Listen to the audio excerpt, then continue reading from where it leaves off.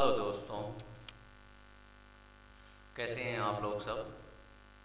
आज हम अंडरस्टैंड करेंगे टेंसेस को। टेंस को स्टेप बाय स्टेप अंडरस्टैंड करेंगे और इंटायर टेंस को भी अंडरस्टैंड करेंगे। आज हम इंटायर पूरे जितने भी 12 टेंस होते हैं उन सबको एनालाइज करेंगे। और बहुत बहुत धन्यवाद to my channel, to watch my channel. यहाँ पे हम जाते हैं टेंस। टेंस कितने प्रकार के होते हैं, तो टेंस जो होता है, टेंस की परिभाषा क्या होती है, I have written here. The tense donate the time of action, they show when the work is done, they are. कौन कौन से टेंस होते हैं? Present tense, past tense and future tense. These are divided in all sub categories. जैसे present tense को हम लेते हैं तो प्रेजेंट टेंस के चार पार्ट होते हैं, जिनमें से कहते हैं हम present indefinite tense, present continuous tense, present perfect tense, present perfect continuous tense. अब हम अंडरस्टैंड करेंगे सिंपल टेंस या प्रेजेंट इंडेफिनिट टेंस को भी कह सकते हैं। आप देख सकते हैं कि ये पीपीटी जो मैंने बनाई हुई है, it is used to donate scientific fact, universal truth and work done on daily basis, जो प्रेजेंट इंडेफिनिट टेंस को रिकमेंड करता है। अब प्रेजेंट इंडेफिनिट टेंस का जो फॉर्मूला होता है, उसका सबसे पहला फॉर्मूला होता है सब्जेक्ट प्लस वर्ब की फर्स्ट फॉर्म में यस या यस प्लस ऑब्जेक्ट जोड़ देते हैं। जब भी सब्जेक्ट, अब इसमें से सब्जेक्ट प्लस वर्ब की फर्स्ट फॉर्म प्लस यस या यस प्लस ऑब्जेक्ट जोड़ देते हैं, दैट्स इट। अब इसमें कैसे कैटेगराइज करेंगे कि यस कब जोड़ेंगे और यस कब जोड़ेंगे? जब भी कोई कॉन्सोनेंट साउंड या फिर किसी भी वर्ब के लास्ट में कोई कॉन्सोनेंट आता है, जैसे कह दिया जाए रन, आर यू एन, तो अगर ये मेरा सिंगुलर में आता है तो मैं उसमें रन्स कर दूंगा।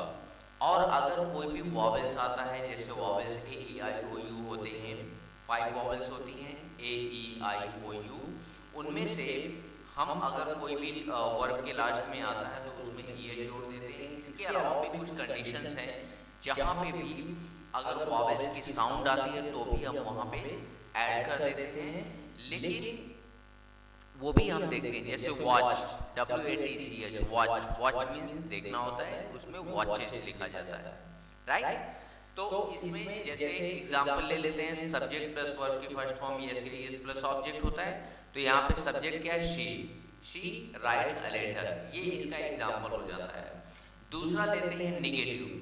निगेटिव हमारा क्या कहता है? अगर निगेटिव कभी भी प्रेजेंट इंडेफिनिट टेंस में निगेटिव आ जाता है तो what we have to do that, always we have to use a do या does।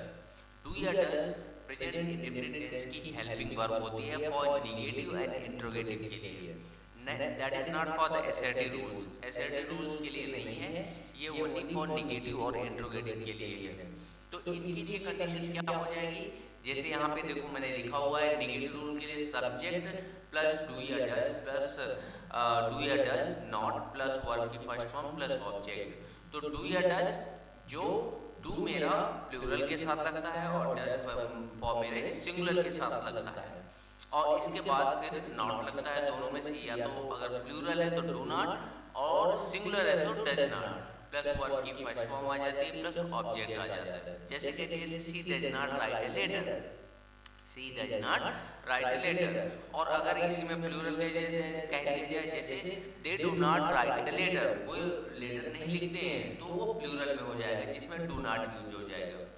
तीसरा मेरा कहता है इंट्रोगेटिव के लिए। इंट्रोगेटिव रूल्स में हमने पहले इसको दो भागों में कैटेगराइज किया, one is that positive and दूसरा इज दैट जो I am sorry not for positive, it is for that interrogative का not negative, but interrogative negative assertive के साथ क्या होगा, अलग अलग। जैसे इसमें does plus subject plus verb की फर्स्ट फॉर्म प्लस ऑब्जेक्ट, ये होगा does she writes a letter, does she write a letter.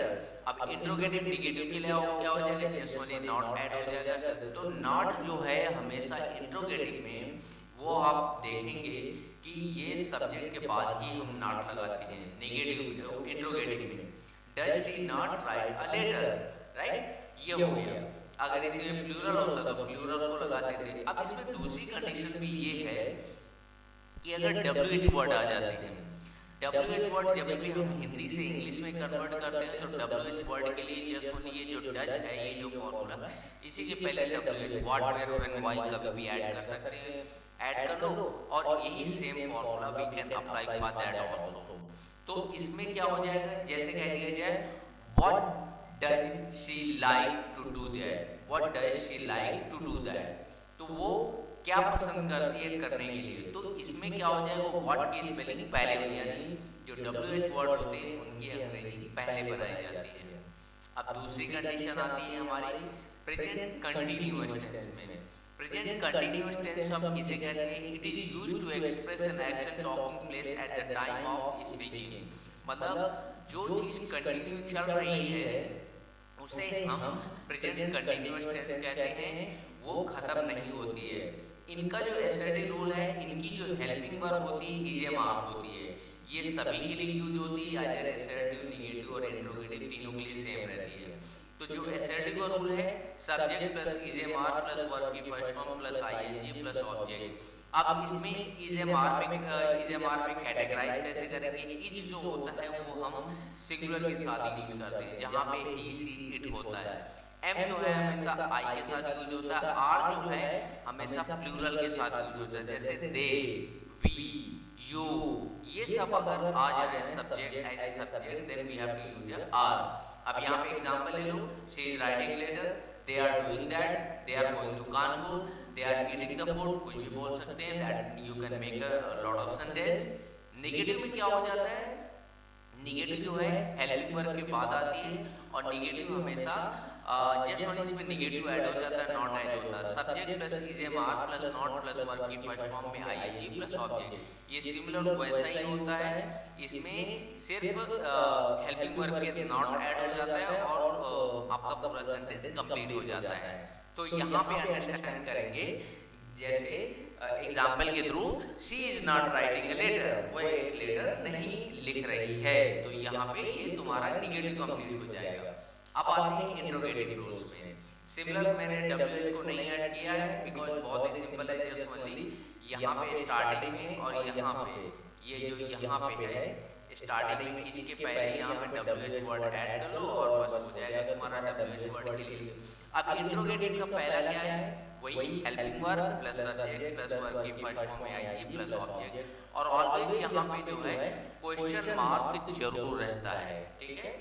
ये हमेशा ध्यान देना कि आइदर इट इज हिंदी और इंग्लिश, जो भी लैंग्वेज रहेगी, अगर हमें कभी भी क्वेश्चन रेज होता है, then we have to always attach a punctuation as a question mark, right. Punctuation आपको बताऊंगा मैं किसी नेक्स्ट उसमें बहुत अच्छे से।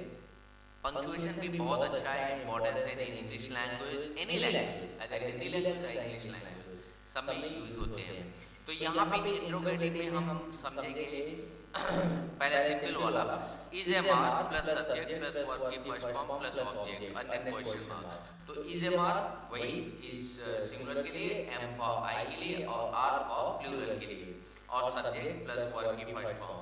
अगर निगेटिव होता है तो ये ध्यान रखना कि इंट्रोगेटिव में जो निगेटिव यूज करते हैं, नॉट को यूज करते हैं, वो हमेशा सब्जेक्ट के बाद ही यूज करते हैं कोई भी सेंटेंस में, वेदर ये प्रेजेंट पास्ट फ्यूचर कोई भी सेंटेंस रहे तुम्हारा, उसमें से हम नेगेटिव जो यूज करते हैं वो हमेशा जो है सब्जेक्ट के बाद यूज करते हैं। तो is a mark plus subject plus verb की फर्स्ट फॉर्म में आईएनजी जोड़ देते हैं प्लस ऑब्जेक्ट, जैसे is she writing a letter, is she writing a letter.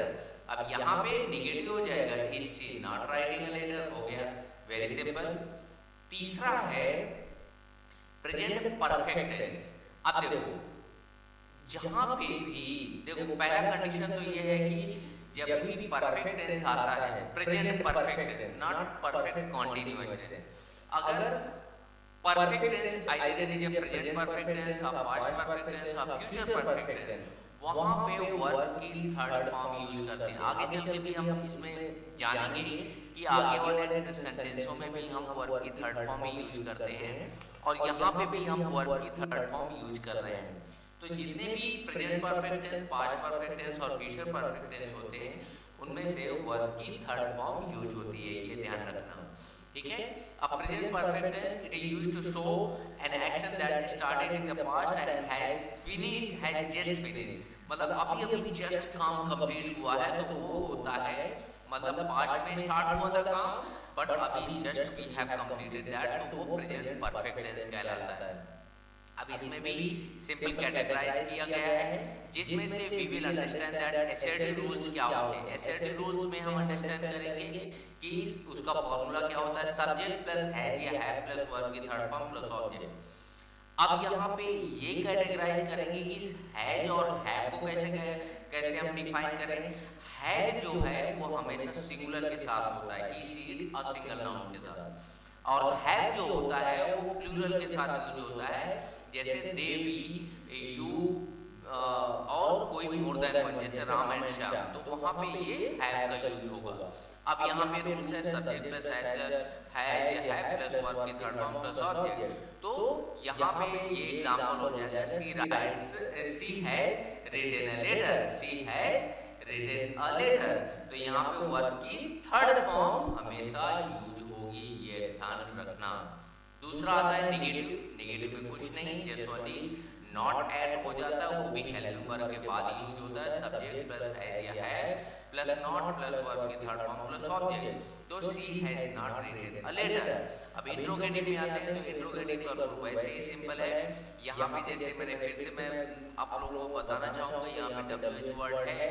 अगर आपका कोई भी क्वेश्चन, जहां पे भी आपका क्वेश्चन रेज होता है वहां पे ऑलवेज इंट्रोगेटिव सेंटेंस होते हैं। लेकिन यहाँ पे मैंने WH वर्ड को नहीं राइट किया क्योंकि बहुत सिंपल है। आप यहाँ पे जब भी अगर सेंटेंस फॉर्मिंग करते हैं तो यहाँ पे WH वर्ड अटैच कर देते हैं स्टार्टिंग में, तो वो WH वर्ड हो जाएगा, राइट। तो यहाँ पे जैसे तुम्हारा सिंपल है बिल्कुल, हैज या हैव पहले हेल्पिंग वर्ब की आती है, प्लस सब्जेक्ट प्लस वर्ब की third form plus object and then question mark. Question mark never forget that question mark. Question mark interrogative में होता ही होता है। तो जैसे has she written a letter and then question mark. अब दूसरा नेगेटिव हो जाए तो नॉट जो है हमेशा सब्जेक्ट के बाद रहने लगेगा, has she not written a letter, right, understood. अगर किसी को समझ में नहीं आ रहा है, अगर किसी को कहीं पे पॉइंट नहीं समझ में आ रहा है, you can drop a message to me and we want to know that. कहीं पे अगर प्रॉब्लम भी है या मेरे एक्सप्लेनेशन में प्रॉब्लम है तो you can let me know, I can clear on that, right, and I will try to improve my teaching capacity also. The last one is that present perfect continuous tense. This tense shows the action which started in past and but क्या है, still continue, अभी भी is still continue, अभी भी continue चल रहा है।